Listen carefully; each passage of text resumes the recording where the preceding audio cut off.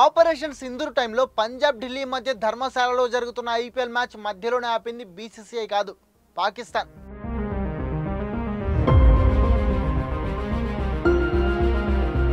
మన ఇండియాలో ఉన్న ప్రతి డ్యామ్ కంట్రోల్ పాకిస్తాన్ చేతిలో ఉంది. వాళ్ళు ఎప్పుడు కావాలనుకుంటే అప్పుడు వాటిని క్లోజ్ చేయొచ్చు అండ్ ఓపెన్ చేయొచ్చు. అసలు ఆపరేషన్ సింధూర్ టైంలో ఇండియాలో ఉన్న పవర్ గ్రిడ్స్ అన్నింటినీ పాకిస్తాన్ తన కంట్రోల్లోకి తీసుకుని మన ఇండియాలో దాదాపు 70% పవర్ లేకుండా చేసింది.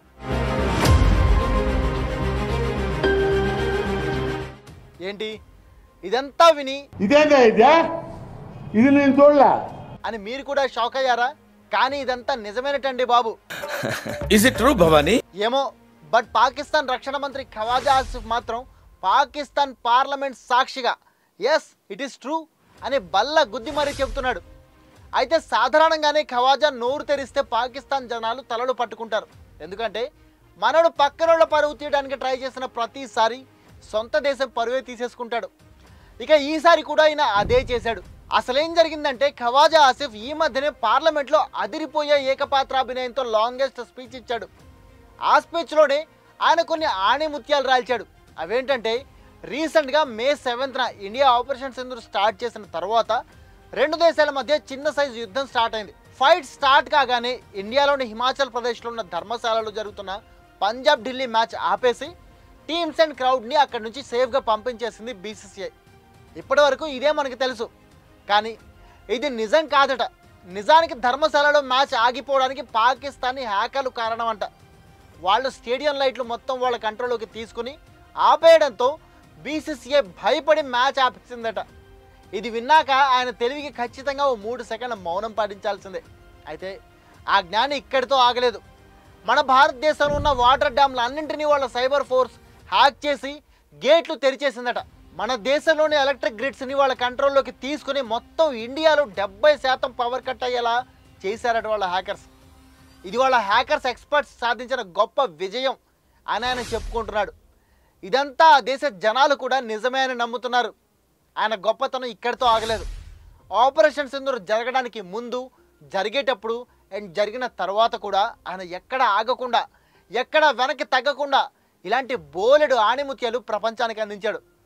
ఫస్ట్ ఆపరేషన్ సింధూర్ జరగడానికి ముందు ఓ వీడియో రిలీజ్ చేశాడు ఆయన.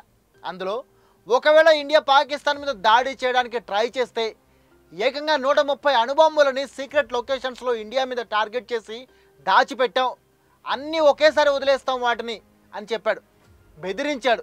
కానీ ఇండియా వాటిని పట్టించుకోకుండా పాకిస్తాన్లో ఉన్న 9 టెర్రరిస్ట్ క్యాంపులని పేల్చి పారేసింది. వెంటనే పాకిస్తాన్ కూడా డ్రోన్స్, మిసైల్స్తో అటాక్ చేసింది. దానికి పాకిస్తాన్ రిటాలియేట్ చేసే లోపే ఈసారి చైనా నుంచి పాకిస్తాన్ కొనుక్కున్న మోస్ట్ అడ్వాన్స్డ్ ఎయిర్ డిఫెన్స్ సిస్టమ్స్ని చిన్న చిన్న డ్రోన్స్తో పేల్చేసింది ఇండియా. ఈ దెబ్బతో పాకిస్తాన్ టర్కీ కాళ్ళు పట్టుకుని డ్రోన్లు తెచ్చుకొని ఇండియాపై అటాక్ దిగింది. చైనా మిసైళ్లతో దాడి చేసింది, కానీ డ్రోన్లన్నింటినీ గాల్లోనే పేల్చేసింది ఇండియా. మిసైళ్ళేమో చాలా వరకు దీపావళి టపాసులా తూస్తామన్నాయి. ఇదంతా జరిగినా ఖవాజా సాబ్ మాత్రం ధైర్యంగా ఇంటర్నేషనల్ మీడియా ముందుకెళ్ళి మేము ఇండియాకి సంబంధించిన 6 ఫైటర్ జెట్స్ కాదు 8 ఫైటర్ జెట్స్ కూల్చిపారేసామని చెప్పాడు. ఇంటర్నేషనల్ యాంకర్ కదా, కొంచెం బుర్రవాడి ప్రూఫ్ అడిగింది. ఖవాజా సాబ్ వెంటనే సోషల్ మీడియా మొత్తం ఉన్నాయి కదా అన్నాడు. ఆ మాట విని యాంకర్ అమ్మకి తిక్కరేగి నువ్వు అసలు రక్షణ మంత్రివేనా, బుద్ధుందా నీకు అని తిట్టినంత పని చేసి తరిమి కొట్టింది. ఇదంతా మీడియాలో జరుగుతుంటే ఇండియన్ ఎయిర్ ఫోర్స్ మాత్రం తీరిగ్గా పాకిస్తాన్లోని 15 ఎయిర్ బేస్లని పేల్చేశాం అంటూ క్లియర్ ఇమేజ్లను ప్రూఫ్గా ప్రపంచానికి చూపించింది. దాంతో అరేరే నేను మళ్ళీ జోకర్ అయిపోయానా, ఇప్పుడు ఎలా అని బాగా ఆలోచించి ఇంకో మాస్టర్ ప్లాన్ వేశాడు ఖవాజా ఆసిఫ్. ఆ ప్లాన్ ప్రకారమే ఇండియా పంపిన డ్రోన్లు, మిసైళ్ళని పాకిస్తాన్ కావాలని అడ్డుకోలేదు అని చెప్పాడు. ఎందుకయ్యా అని అడిగితే అడ్డుకుంటే మన డిఫెన్స్ సిస్టమ్ లొకేషన్స్ ఇండియాకి తెలిసిపోతాయి కదా, అందుకే ఆ సీక్రెట్ లొకేషన్స్ వాళ్ళకి తెలియకూడదని ఈ ప్లాన్ వేశామన్నాడు. ఆయన ఆ మాట చెప్పగానే సగం పాకిస్తానీ మినిస్టర్లు జేబులో చేతులు పెట్టుకుని ఆ రూమ్ నుంచి బయటికి వెళ్ళిపోయారు. చూసారా ఆయన తెలివి ఎంత గొప్పదో. అయినా ఇంత తెలివి లేకపోతే ఇంటర్నేషనల్ మీడియా ముందుకెళ్ళి ఎస్ మాది టెర్రరిస్ట్ కంట్రీ అని ఒప్పుకుంటాడా ఏంటి మీకు తెలీదా? అయ్యో, పహల్గామ్ అటాక్ జరిగిన జస్ట్ 3 రోజుల తర్వాత ఓ ఇంటర్నేషనల్ యాంకర్ అమ్మకి ఇంకో ఇంటర్వ్యూ ఇచ్చాడు మన ఖవాజా సాబ్. ఆ ఇంటర్వ్యూలో యాంకర్ అమ్మ మీ దేశం టెర్రరిస్ట్ అని పెంచి పోషిస్తుందా అని అడిగింది. సాధారణంగా ఇంకెవరైనా అయితే అయ్యో అదేం లేదండి, మాది చాలా సంప్రదాయబద్ధమైన దేశం అని చెప్పేవాళ్ళు. కానీ అక్కడుంది ఖవాజాభాయ్. అలా ఎందుకు చెప్తాడు? అందుకే ఆయన నిఖార్సుగా నిజం ఒప్పేసుకున్నాడు. ఎస్, మేము 30 ఏళ్లుగా అమెరికా కోసం టెర్రరిస్ట్ అని పెంచి పోషిస్తున్నాం అన్నాడు. ఆ ఆన్సర్ ఏమాత్రం ఎక్స్పెక్ట్ చేయని యాంకరమ్మ కూడా షాక్ అయ్యి మూర్చపోయినంత పనైంది. ఏదేమైనా చూసారా మనోడు ఎంత నిజాయితీ పరుడో. అందుకే పాకిస్తానీ జనాలు కూడా ఈయన్ని తిట్టు తిట్టకుండా తిట్టిపోస్తున్నారు. కొంతమంది అయితే ఇండియా ఏజెంట్ అనే ట్యాగ్ కూడా వేస్తున్నారు ఈయనకి. అంతేలే, నిజాలు చెబితే ఈ లోకంలో ఎవరికి నచ్చుతుంది? ఇంతే బాబు, ఈ రోజుల్లో నిజం చెప్తే ఎవ్వరు నమ్మరు. ఖవాజా ఆసిఫ్ లాంటి డిఫెన్స్ మినిస్టర్ ఇలా ఉన్నాడంటే ఇక వాళ్ళ పిఎం షహబాజ్ షరీఫ్ రేంజ్ ఏంటో ఆలోచించండి.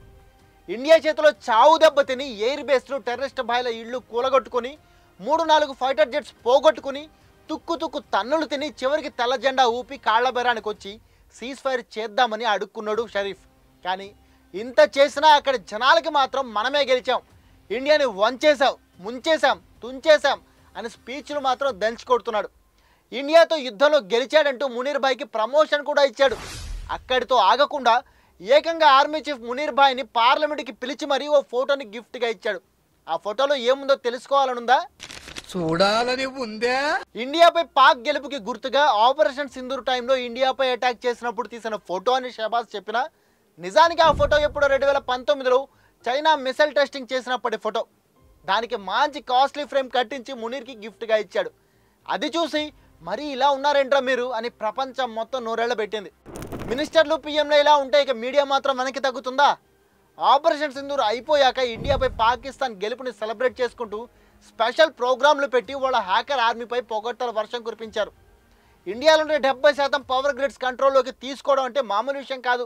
నా వల్లే కాలేదు అంటూ యాంకర్లతో పాటు పాకిస్తాన్ ఎక్స్పర్ట్లు కూర్చొని శభాషలు ఇచ్చుకున్నారు ఒకళ్ళకొకళ్ళు. ఇక ఇంకో ప్రోగ్రాంలో అయితే యాంకర్ అమ్మ అసలు పాకిస్తాన్ పూర్ దేశం అని ఎవడ్రా చెప్పింది, మాది ప్రపంచంలోనే రిచెస్ట్ కంట్రీ, ఏదో మా ఎకానమీ కనపడకుండా మా గవర్నమెంట్ దాచిపెడుతుంటే మీకు పూర్ కంట్రీలా కనిపిస్తున్నాం అంతే, నిజానికి మా దగ్గర చాలా డబ్బులున్నాయి అని నేషనల్ మీడియా ముందు కూర్చొని మాట్లాడింది. అదంతా వినగానే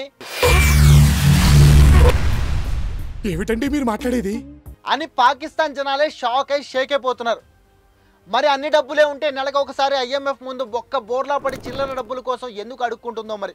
అంతేకాకుండా చైనాకి గాడిదలని అమ్ముకొని చిల్లర డబ్బులు సంపాదించుకోవడం, ప్రపంచంలోనే అత్యంత పేద దేశాల్లో పాకిస్తాన్ ఒకటని వరల్డ్ బ్యాంక్ చెప్పడం, ఇవన్నీ ఏంటో మరి. ఏమోలే, అరుణాచలం సినిమాలో రజనీకాంత్ లాగా పాకిస్తాన్కి కూడా ఎవరైనా స్పెషల్ టాస్క్ ఇచ్చారేమో. ఇక ఇంత బుర్ర తక్కువ కంట్రీలో జనాలు మాత్రం ఇంటలెక్చువల్స్ ఉంటారా? వాళ్ళ మినిస్టర్లు మీడియా చెప్పే సొల్లు విని నమ్మడమే కాకుండా ఇండియాని పాకిస్తాన్ నలిపేస్తుంది, పిసికేస్తుంది అంటూ రంకెలేస్తుంటారు. వాళ్ళ మునీర్ భాయ్ తలుచుకుంటే ఇప్పటికే ఇండియాని ముక్కలు చేసేవాడని, కానీ ఏదో దయదల్చి ఇండియాని వదిలిపెడుతున్నామని సోషల్ మీడియాలో పోస్టులు పెడుతుంటారు. ఇంకో విచిత్రం తెలుసా? పాకిస్తాన్ ఇండియా మధ్య జరిగిన 4 యుద్ధాల్లో వాళ్ళ పాకీ ఆర్మీ మన ఇండియాని 4 సార్లు ఓడించిందట. అవునండి బాబు, పాకిస్తాన్లో ఉన్న 80% జనాలు ఇప్పటికీ ఇదే నమ్ముతున్నారు. కానీ నిజానికి 4 సార్లు గెలిచింది ఇండియానే. కాదు అంటే ఫస్ట్ టైం POK వాళ్ళ ఆధీనంలోకి వెళ్ళింది కాబట్టి వాళ్ళు గెలిచారనుకున్నా, ఆ తర్వాత 1965లో యుద్ధం డ్రాగా ముగిసింది. ఇక 1971, 1999 యుద్ధాల్లో ఇండియన్ ఆర్మీ పాకీ సైన్యాన్ని పిచ్చి కుక్కల్ని తరిమినట్టు తరిమి కొట్టింది. ప్రపంచం మొత్తానికి ఈ విషయం తెలుసు, కానీ పాకిస్తానీలకి మాత్రం తెలీదు. మరి వాళ్ళు ఎక్కడ చదువుకున్నారో ఏమో. ఏది ఏమైనా పాకిస్తాన్ అనేది ఒక గొప్ప దేశం. ఎందుకంటే అక్కడ ఉండే కమెడియన్స్ అందరూ ఇండియాకి ఎక్కడ లేని ఎంటర్టైన్మెంట్ ఇస్తుంటారు. అది చూసి విని ఎంటర్టైన్ కావడమే మన పని. ఏమంటారు? మన పాకిస్తాన్లో ఈ మోనార్క్ తెలివితేటలపై మీ ఒపీనియన్ ఏంటి? కామెంట్ చేసి చెప్పండి.